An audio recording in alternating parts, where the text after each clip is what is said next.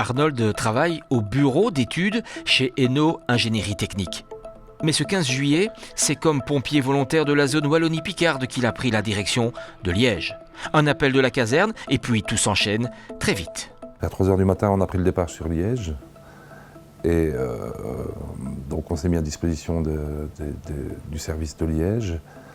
Et on a été dépêché sur Tilf pour l'autopompe de Belley et sur Stray pour l'autopompe de Comines-Warneton. Arrivé sur place, le spectacle, déjà, est ahurissant.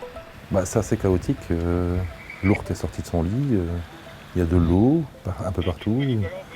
Les gens sont à leurs fenêtres, à l'étage. Et il faut mettre des priorités. C'est indescriptible. Forcément, c'est difficile. On ne peut pas approcher les lignes d'eau parce que les lignes d'eau, là, c'est ingérable. Et voilà, il faut monter où on sait et se débrouiller, quoi. On a commencé par une dame qui était réfugiée au rez-de-chaussée. Elle n'avait pas d'étage, elle n'avait pas de possibilité de monter à l'étage, donc un plein pied. Et donc on a été la chercher et on l'a réfugiée chez les voisins parce que le courant était trop intense pour la ramener. Il fallait passer au-dessus d'une échelle. Et c'était une personne âgée, donc c'était pas possible, quoi. Après, on a eu une jeune fille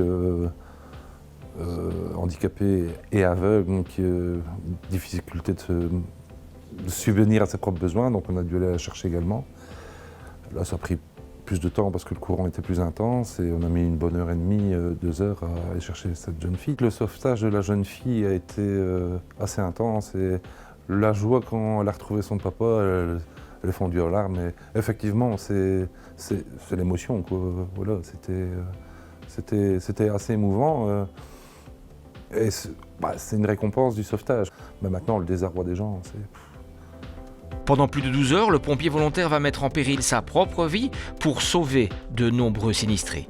Paradoxe de l'histoire, le premier métier d'Arnold, c'est de construire des bassins d'orage, des zones d'immersion temporaire. En résumé, c'est éviter les inondations.